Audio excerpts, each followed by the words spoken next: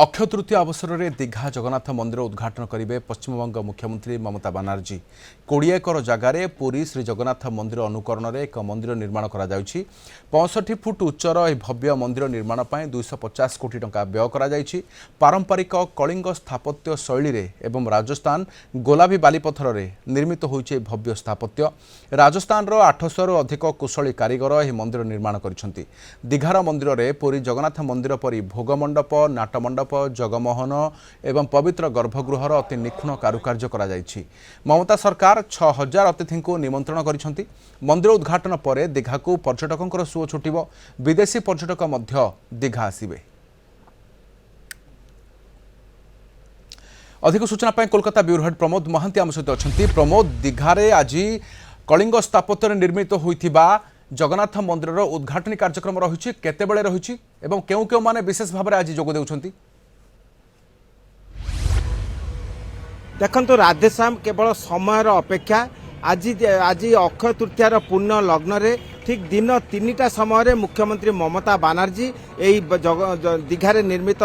जगन्नाथ मंदिर को आनुष्ठानिक भाव उद्घाटन करेंगे। आम बर्तमान उपस्थित अच्छु से ही नवनिर्मित भव्य जगन्नाथ मंदिर रे आम देखा पाँच सदृश जगन्नाथ मंदिर को देखापी हजार हजार श्रद्धालु एठारे समवेत होती एवं यही जगन्नाथ मंदिर को देखापी पर्यटक मान सुओ विश्वर विभिन्न कोण अनुकोण छुटी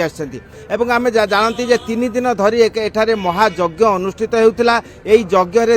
राजेश दईतापति समेत 57 जन पुरोहित पुरी आसी एवं सेमाने यज्ञ कार्य आनुष्ठानिक भाव करछंती। गत काली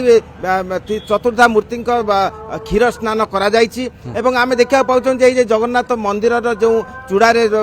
पतित पावन बाना उड़ुछि काली मुख्यमंत्री ममता बानार्जी उपस्थित रे सेही बानार से ध्वजा उड़ीबार कार्यक्रम अनुष्ठित होइतिला एवं आमे जानती जे जगन्नाथ मंदिर पूरी आकलन रे अनुकरण रे होइतिले सुद्धा आमे देखा पाउछंती जे भोग मंडप नाटमंडप जगमोहन पद्मकुंड एवं विभिन्न पारंपरिक रीति जो निर्माण कार्य संपन्न होइछि एवं पार्श्व देवी भाव लक्ष्मी माँ बिरला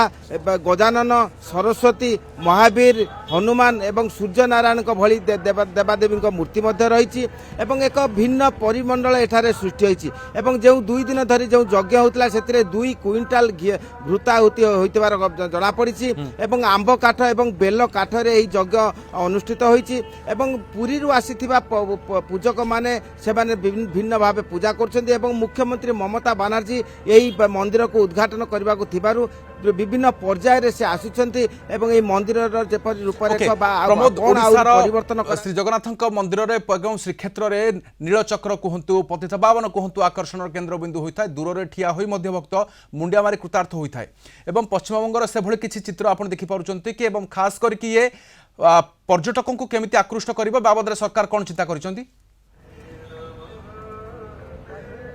देखंतु राधेश्याम आम जो मंदिर निकट में अच्छु एवं मु कहि ईशान चौधरी को देखेबे जे मंदिर चूड़ारे पतित पावन बाना उड़ुछि एवं से बाना को गत काली मुख्यमंत्री ममता बानार्जी आनुष्ठानिक भाव उत्तोलन करथिले एवं यह मते आम देखा पाउछन जे पुरी रे जे भाव जे श्रद्धालु माने जगन्नाथ मंदिर चूड़ारे बाना उड़ाइबा बा ध्वजा उत्तोलन कले सेमानकर मनोवांछा पूरण हुए ठीक सम रीति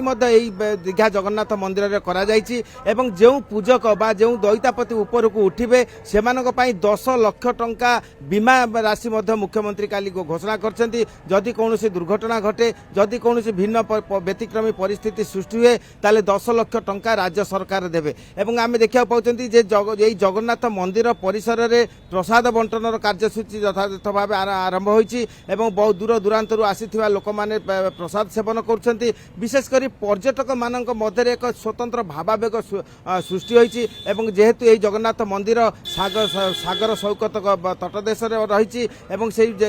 पर्यटक माने सागर को आसुचंती एवं जगन्नाथ मंदिर दर्शन करने से मन एक स्वतंत्र परिवेश सृष्टि होती एवं 350 किलोमीटर दूर पुरी श्री जगन्नाथ मंदिर अवस्थित तेणु एठारे सागर सौकत जेरकम जगन्नाथ मंदिर अच्छी एवं पुरी सागर सौकत जगन्नाथ मंदिर अच्छी तेणु एठारे भिन्न भाव पुरी सहित आकलन करने को तो दीघार जगन्नाथ मंदिर पर्यटकों को बेस आकर्षण करिबो। विदेशी पर्यटक मध्य एथि प्रति आकृष्ट हेबे आज उद्घाटन पर्व रही मुख्यमंत्री ममता बानार्जी द्वारा एवं खास अतिथि सामिल होती। बहुत बहुत धन्यवाद तमाम सूचना कोलकाता ब्यूरो हेड प्रमोद महांती रही अधिक सूचना देते।